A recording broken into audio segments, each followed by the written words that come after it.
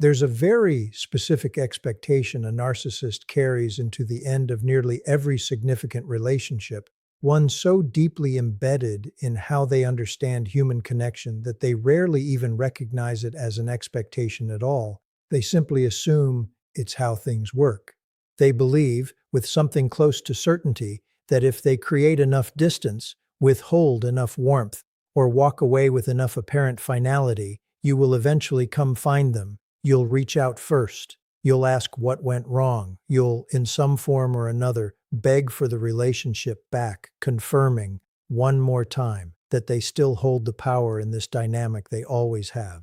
This video is about what happens when that never comes, when the silence they created to provoke your pursuit instead becomes permanent, not because you were punishing them, but because you genuinely quietly stopped needing anything from them at all, and what happens inside a narcissist who waited for the begging that never arrived is worth understanding in real depth because it reveals something crucial about the entire structure their confidence was built on. Let's start by understanding why the expectation of begging exists in the first place. Because it isn't random cruelty or simple arrogance. It comes from somewhere specific, and understanding its origin explains exactly why its absence is so disorienting when it finally happens. Throughout a narcissist's entire relational history, this pattern has almost always eventually worked. Create enough distance, and the anxious partner reaches out first, unable to tolerate the uncertainty any longer. Withdraw enough warmth, and the relationship's emotional temperature gets restored by the other person's effort, not their own. Walk away with enough apparent finality, and watch as panic, desperation, or simple exhausted hope eventually produces exactly the pursuit they're waiting for. This isn't a strategy they consciously calculate in every instance. For many narcissists, it's simply become an unquestioned assumption about how relationships resolve, tested and confirmed so many times across so many different people that it stopped feeling like a strategy at all and started feeling like an immutable fact about how connection works. Here's what makes this expectation so central to their sense of control. The begging, when it arrives, isn't actually about wanting the relationship back in the way it might appear on the surface. It's about confirmation. Every time someone begs, pleads, or pursues after being pushed away, it confirms something. The narcissist's fragile, externally regulated sense of self depends on constantly reconfirming that they still matter, that their presence or absence still produces something significant in someone else's life, that despite everything, they retain the power to make someone want them back on command. This confirmation function explains why the specific content of the begging matters far less than its simple occurrence. Whether the pursuing partner says, "I'm sorry," or "I miss you," or "Please, can we talk?" the actual words are almost secondary to the underlying message every version of them communicates. You still have power over how I feel. Now let's talk about what happens when this expected confirmation simply never arrives. Not because you're strategically withholding it as a manipulation tactic of your own, but because something in you has genuinely, structurally changed enough that the impulse to beg was never actually there to withhold in the first place. This distinction matters enormously, and we'll come back to it because a narcissist can often sense the difference between genuine absence and performed restraint, even if they can't articulate exactly how they're sensing it. The first thing that happens, almost universally, is disbelief functioning as an active defense rather than a passive observation. This isn't simple surprise at an unexpected outcome.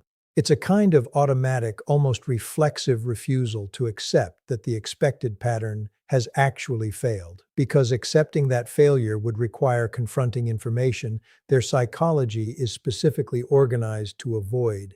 This disbelief tends to manifest as testing, low-effort attempts at contact, framed casually, almost carelessly, specifically designed to check whether the silence is real or whether, as it always has before, a small nudge will produce the expected result. A "hey" that requires a response without saying anything of substance. A like on an old photo. A comment relayed through a mutual friend, testing whether word will eventually reach you and produce the reaction direct contact hasn't yet. Here's what's worth understanding about why this testing phase, when it fails to produce the begging, moves so quickly into something more intense. A narcissist facing an unresponsive silence doesn't typically interpret the lack of response as information about your genuine growth or healing. They interpret it as evidence that the current approach simply hasn't applied enough pressure yet.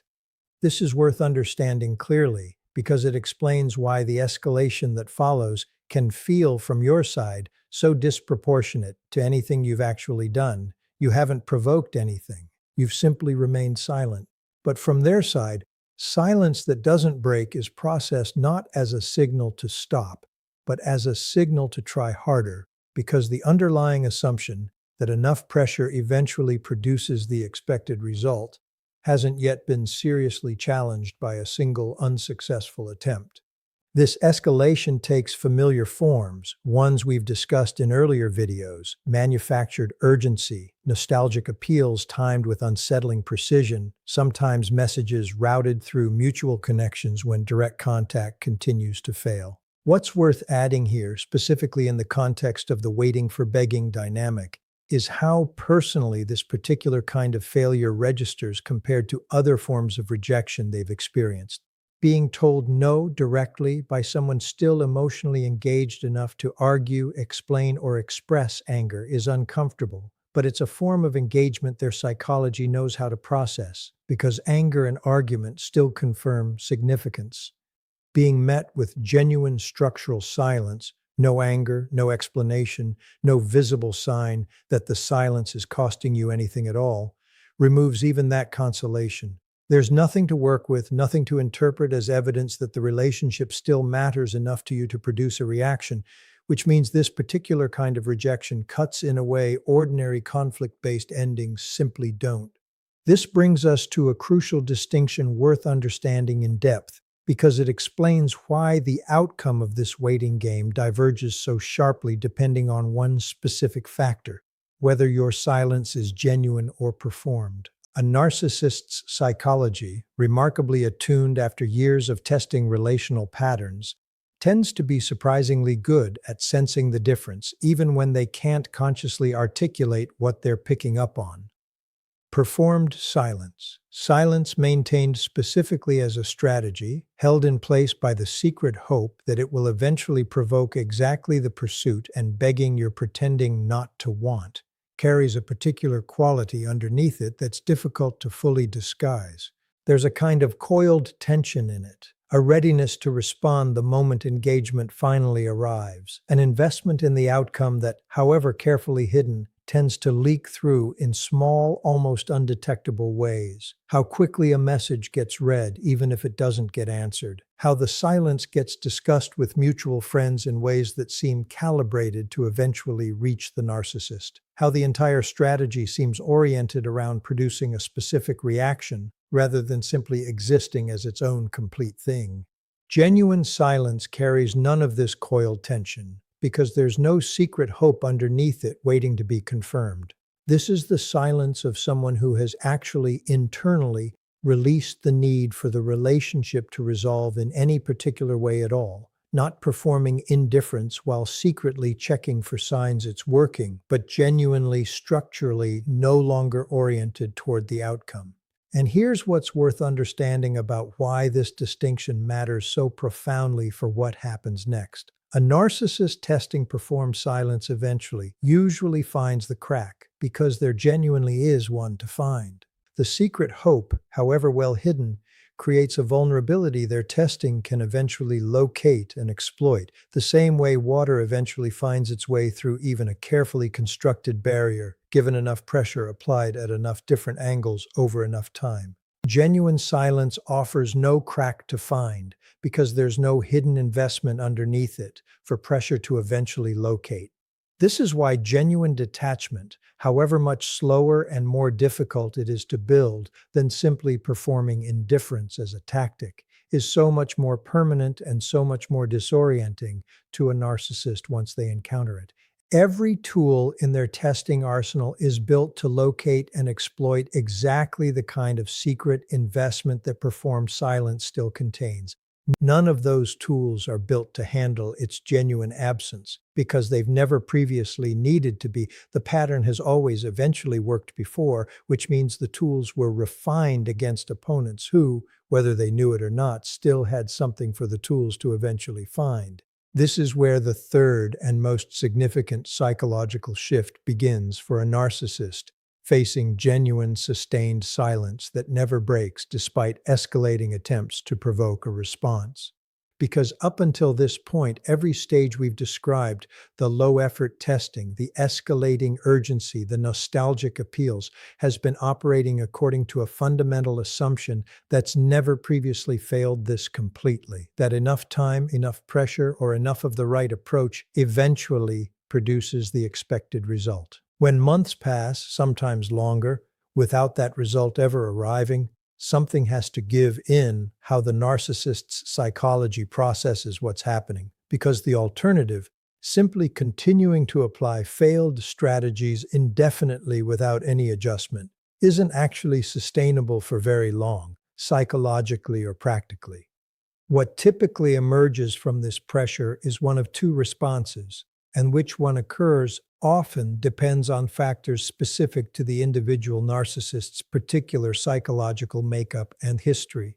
The more common response is a retreat into narrative reconstruction, recasting your silence not as evidence of genuine growth or healing, but as confirmation of exactly the story that lets them avoid the more threatening alternative. You become, in this reconstructed story, cold, heartless, someone who was always like this, proof that the warmth you once offered was performance rather than genuine care, because it's far easier to believe that than to sit with the much harder truth underneath it. That your silence might actually reflect something real and permanent about a change they can no longer reach, influence, or reverse, regardless of what tools they apply against it. This reconstruction serves an important protective function, allowing the narcissist to redirect their attention toward a new source of supply relatively quickly, having successfully converted an unprecedented, deeply threatening failure into a more familiar, more manageable story about your supposed coldness rather than their own inability to produce a result their entire relational history had led them to expect as nearly guaranteed. This is the more common outcome. And it's worth being honest that it rarely produces anything resembling genuine self-examination, let alone the kind of accountability an empath watching from a distance might hope to eventually witness. The less common response, occurring in a genuine minority of cases, involves something closer to actual, if usually still incomplete, reckoning. A narcissist who, faced with the total failure of every tool that's always worked before, begins to experience something they've likely never had to experience with this much clarity: a direct confrontation with the possibility that their own behavior, rather than external circumstances or your supposed instability, might be the actual explanation for what happened. This reckoning, when it occurs at all, tends to arrive slowly, in fragments, often years after the initial silence began, and even then it rarely resolves into the kind of complete, articulate accountability that would make for a satisfying resolution to this story. What it usually produces instead is a persistent, uncomfortable awareness, never quite fully processed, never quite fully avoided either, that this particular ending was different, that this particular silence meant something the usual explanations couldn't quite fully account for. Regardless of which of these two responses eventually plays out, the more common narrative reconstruction or the rarer incomplete reckoning, there's something crucial worth understanding about both outcomes, because it changes what this entire story actually means for you, standing on the other side of the silence you chose to maintain.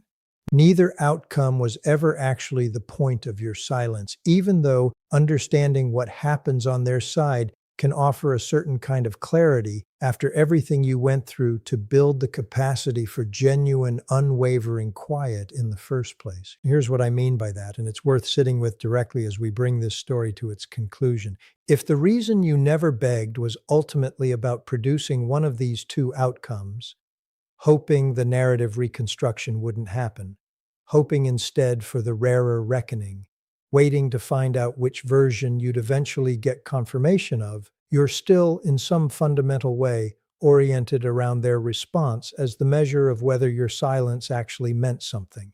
This framing, understandable as it is, keeps your own peace tethered to information you may never actually receive, waiting on an answer to a question that was never actually yours to resolve in the first place.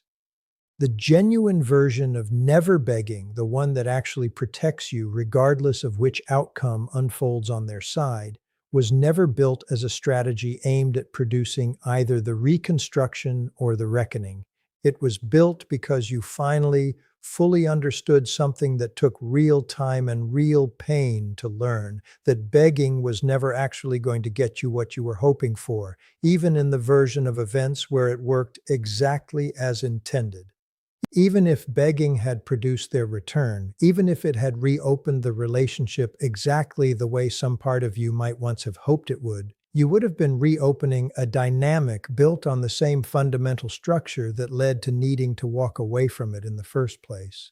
The relationship the begging might have restored was never actually the relationship you deserved. It was simply the familiar one, the one you already knew intimately, the one whose specific pains and specific patterns you'd already spent years learning to navigate, however exhausting that navigation had become.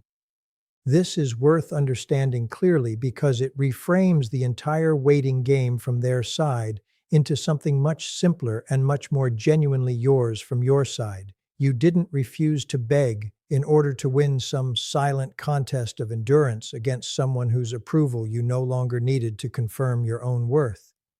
You simply, genuinely stopped needing what begging was always actually in service of. Not the specific person, not the specific relationship, but the confirmation that you mattered enough to be chosen, wanted, or fought for by someone who had already repeatedly demonstrated that they weren't capable of offering that consistently in the first place. This is the actual permanent shift underneath everything we've discussed today, and it's worth naming clearly as the true ending to this story, regardless of what's happening on their side of the silence you're maintaining. The narcissist waited for you to beg because begging, in their experience, had always confirmed something crucial about their own significance. You never begged, not because you were performing strength you didn't actually feel, and not because you were secretly hoping your silence would eventually provoke some satisfying reckoning on their end, but because somewhere in the process of healing, you stopped needing their confirmation of your worth entirely. That confirmation was never actually theirs to give in the first place. It was always something you were capable of generating for yourself, once you finally stopped waiting for it to arrive through a source that had already proven, repeatedly, how unreliable it actually was. If you're currently in the middle of maintaining this exact silence, resisting the pull toward reaching out, wondering whether your quiet is genuine or whether some hidden hope is still secretly waiting underneath it for a specific outcome, uncertain whether the narcissist has moved into narrative reconstruction or something closer to genuine reckoning, I want you to release the need to know which one is happening. Not because the answer doesn't matter in some abstract sense, but because your own healing was never actually contingent on which version of the story unfolds on their end. It was always available to you the moment you genuinely, fully stopped needing their pursuit to feel complete. They waited for you to beg. You never did. And whatever story they eventually tell themselves about why, whatever combination of narrative reconstruction and buried, unprocessed reckoning it turns out to actually be, none of it changes what's already permanently true on your side of this silence. You didn't withhold the begging as a weapon. You simply, finally, ran out of a need for it entirely, and in running out of that need, you gave yourself something no relationship, no reconciliation, and no version of their eventual understanding could ever have actually provided. You gave yourself the ending that was always actually yours to write, the one where your worth never depended on anyone chasing, choosing, or waiting for you in the first place.